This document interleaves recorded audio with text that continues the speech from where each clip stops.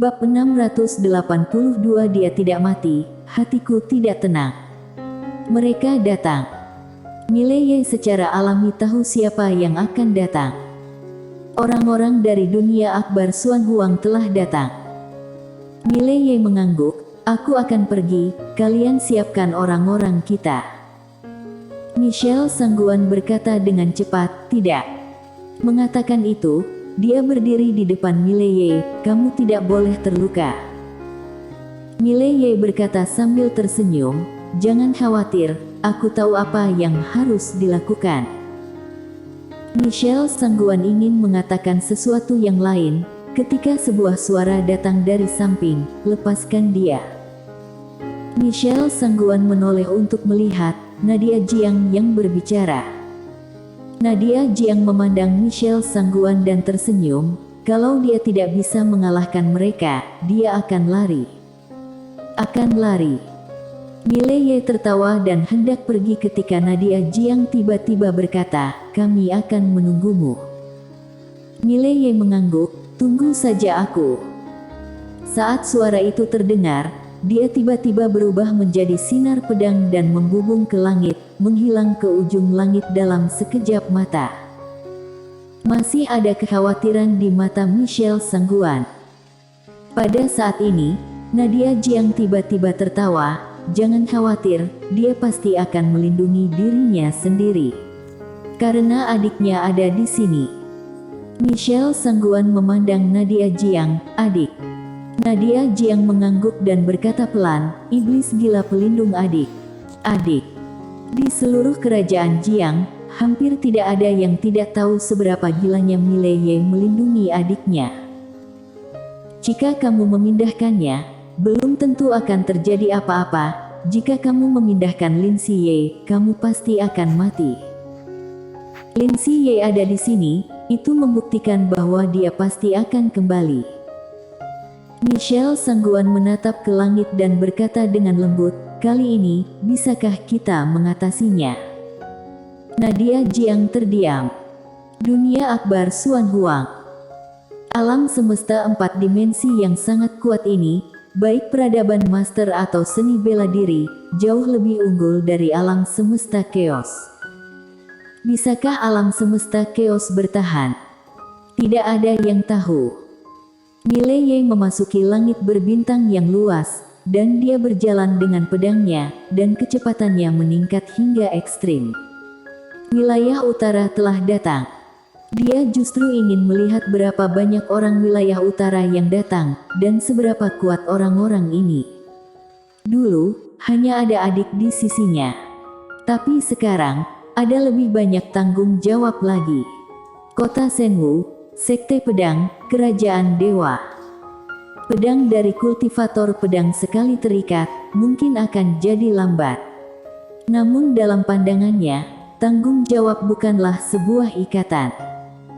Jika seseorang bahkan tidak bisa memikul tanggung jawabnya sendiri, apakah dia masih laki-laki? Mileye menggelengkan kepalanya dan tersenyum, kecepatannya meningkat. Sekitar 2 jam kemudian, Mileye tiba-tiba berhenti, dan tidak jauh di depannya adalah kubur ruang hampa dunia akbar Xuan Huang tempat dia dan Sabta pertama kali berkunjung. Dan tidak jauh di depannya, ada sebuah kapal luar angkasa besar yang melayang. Kapal luar angkasa ini beberapa kali lebih besar dari kapal bintang kaisarnya. Seluruh kapal luar angkasa membentangi setengah dari langit berbintang.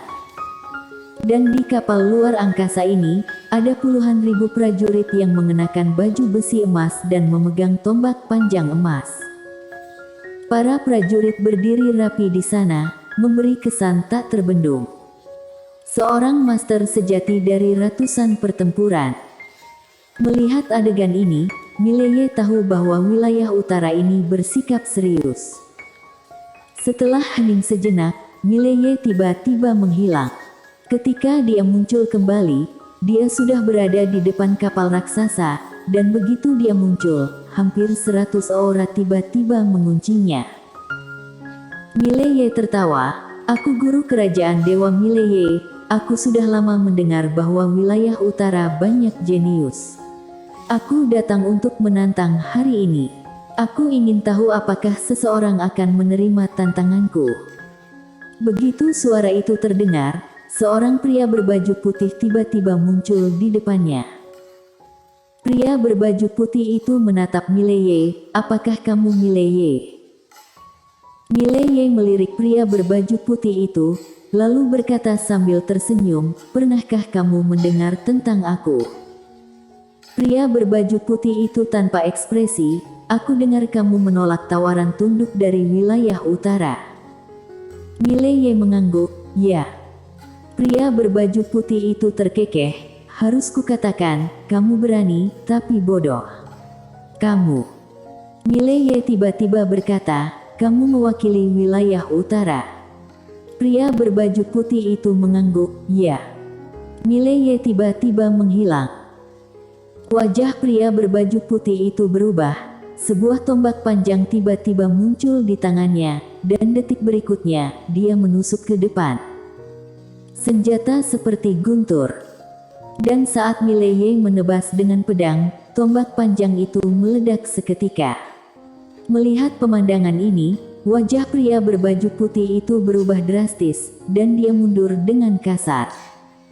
Pedang Mileye lebih cepat. Pedang terbang muncul tepat di depan pria berbaju putih itu, sehingga dia ketakutan dan dengan cepat berbalik ke samping, tetapi itu masih sedikit terlambat dan seluruh lengan kanannya terbang keluar. Setelah pria berbaju putih itu berhenti, dia menatap Mileye, "Pedangmu." Sebelum dia selesai berkata, pedang terbang tiba-tiba melintas di antara alisnya. Jelek. Percikan darah. Aura pria berbaju putih menghilang seketika, tetapi masih ada ketidakpercayaan di matanya. Dia tidak berharap akan mati begitu cepat. Wajah Mileye tanpa ekspresi, dia memandang kapal raksasa di kejauhan, "Ayo maju yang lebih kuat." Kapal raksasa itu tidak merespon. Mileye tersenyum dan berkata, "Apakah tidak ada orang?" Pada saat ini, cahaya putih tiba-tiba terbang keluar dari atas kapal raksasa, dan detik berikutnya, seorang wanita berbaju putih mendarat di depan Mileye. Wanita berbaju putih itu berpakaian putih, dengan sosok tinggi dan wajah lembut. Dia adalah kecantikan yang langka. Wanita berbaju putih itu melirik Mileye, dan hendak berbicara ketika Mileye tiba-tiba bergegas maju, menebas dengan pedang di kedua tangan. Melihat Mileye tiba-tiba bergerak, ekspresi wanita berpakaian putih itu berubah. Dia melambaikan lengan bajunya, dan sebuah pita melayang keluar. Pita ini mengikat Mileye hampir seketika. Mileye tercengang, "Apa ini?" Tanpa pikir panjang, dia menebas semuanya. Pitanya putus seketika, berubah menjadi pecahan yang tak terhitung jumlahnya dan terjatuh ke sekeliling, dan wanita berbaju putih yang awalnya ingin mengejar kemenangan itu langsung ditebas balik oleh sinar pedang. Dan begitu dia berhenti, Mileye tiba-tiba muncul di atas kepalanya, dan detik berikutnya, sinar pedang menebas ke arah wajahnya. Jelek. Saat pedang itu lewat, ruang hampa itu terkoyak seperti kertas garing. Pupil wanita berpakaian putih itu menyusut sedikit, tangannya tiba-tiba terbuka, dan ikat pinggang yang tak terhitung jumlahnya naik ke langit. Sabuk ikat pinggang ini membungkus Mileye dalam sekejap, tetapi dalam sekejap, ikat pinggang itu langsung dipotong oleh pedang Aether milik Mileye, dan pada saat ini, wanita berpakaian putih itu telah mundur ke atas kapal raksasa. Melarikan diri. Wanita berbaju putih memandang Mileye, matanya penuh ketakutan. Pada saat ini dia memiliki tidak kurang dari selusin noda darah di tubuhnya. Dia melirik pedang Aether di tangan Mileye. "Berani tidak kamu meletakkan pedang ini, kamu dan aku akan bertarung dengan adil." Mileye melirik wanita berbaju putih itu, "Oke. Tapi, kamu harus menekan tingkat alammu. Seperti aku, alam tiada batas, bagaimana?" Saat mendengarnya, wajah wanita berbaju putih itu tiba-tiba menjadi jelek. Sebuah seringai muncul di sudut mulut Mileye. Dia mengabaikan wanita berbaju putih. Dia menyimpan pedangnya, lalu melihat ke kapal raksasa. Tidak bisakah seseorang yang punya IQ yang datang? Pada saat ini, sebuah suara tiba-tiba terdengar dari kapal raksasa, "Kamu sombong." Saat suara itu terdengar, seorang pria parubaya tiba-tiba terbang keluar. Bersamaan dengan itu, tombak panjang melesat dari langit seperti halilintar menuju Mileye. Di mana tombak panjang itu lewat, ruang hampa langsung terbakar. Sungguh ngeri. Di bawah, telapak tangan Mileye terbentang, pedang Aether di tangannya langsung terbang, dan sinar pedang melintas melewati lapangan. Jelek. Di udara, gagang tombak panjang itu langsung terbelah menjadi dua oleh pedang Aether. Dan pada saat ini, Mileye tiba-tiba menghilang. Detik berikutnya, dia datang ke pria parubaya itu, dan detik berikutnya, dia meninju. Tinju penguburan. Sebuah pukulan mendarat, ruang hampa dalam radius puluhan ribu meter langsung retak. Bang! Pria parubaya itu langsung dihempaskan kembali ke kapal raksasa oleh pukulan Mileye, dan tepat saat dia berhenti, darah dari sudut mulutnya menyembur seperti mata air, yang sangat menakutkan. Di lapangan, semua orang menatap Mileye di atas kepala mereka. Kekuatan Mileye ini sedikit di luar dugaan semua orang. Mileye menunduk tanpa ekspresi, terlalu lemah. Ayo maju yang lebih pandai bertarung. Pria parubaya itu menatap Mileye dengan ketakutan yang dalam di matanya. Pada saat ini, dia menyadari bahwa kekuatan guru kerajaan dewa di depannya sangat menakutkan. Dia tidak melakukan gerakan lain, karena jika dia melakukan gerakan lain, itu hanya akan menjadi penghinaan baginya. Terutama ketika Mileye menggunakan pedang itu, dia hampir menjadi eksistensi semi tak terkalahkan. Karena tidak ada harta yang bisa menahan pedang Aether milik Mileye. Mileye memandang dengan dingin, kenapa tidak ada orang? Pada saat ini, pria berjubah tradisional ilusi tiba-tiba muncul di depan Mileye. Pria berjubah tradisional berambut panjang, dengan temperamen yang elegan. Melihat pria berjubah tradisional ilusi ini, semua orang di kapal raksasa itu langsung berlutut, "Salam Raja." Raja. Mata Mileye sedikit menyipit. Tak perlu diragukan lagi, pria berjubah tradisional di depannya ini Raja Wilayah Utara Dunia Akbar Xuan Huang. Apakah penguasa asli akhirnya muncul? Mileye menatap pria berjubah tradisional, dan pria berjubah tradisional juga menatapnya saat ini. Mileye memegang pedang Aether dengan erat di tangan kanannya dan tetap diam.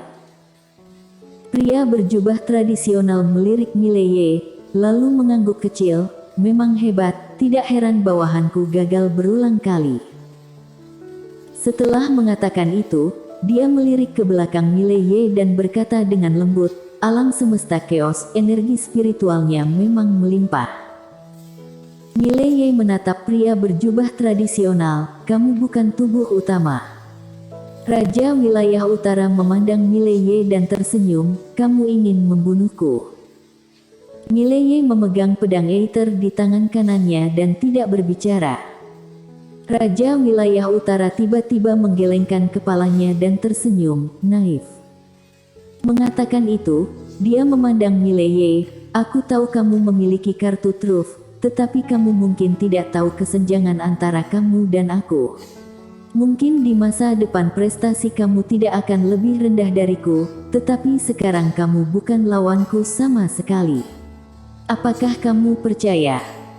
Mileye berkata sambil tersenyum, "Aku hanya tahu bahwa semuanya harus diperjuangkan, jadi bagaimana aku menang?" Haha. Raja Wilayah Utara tiba-tiba tertawa, memenangkan pertarungan. "Kamu sangat naif. Mileye, aku ingin bertanya padamu, bagaimana caranya alam semesta keos bertarung dengan Wilayah Utara?" Mileye tersenyum dan berkata, kami akan mati jika bertarung, kami juga akan mati jika tidak bertarung. Mengapa tidak bertarung saja? Bagaimana menurutmu? Raja wilayah utara memandang Mileye, aku pernah memberimu pilihan untuk hidup, tapi sayangnya kamu mengabaikannya. Mileye menjentikkan debu di dadanya dan berkata sambil tersenyum, aku lebih baik mati berdiri daripada hidup berlutut. Raja wilayah utara sedikit mengangguk, memiliki arogansi kultivator pedang. Bagus sekali. Mengatakan itu, dia memandang Mileye, jangan khawatir, ketika kami menyingkirkan orang di belakangmu, kamu akan bisa mati dengan terhormat sesuai keinginanmu.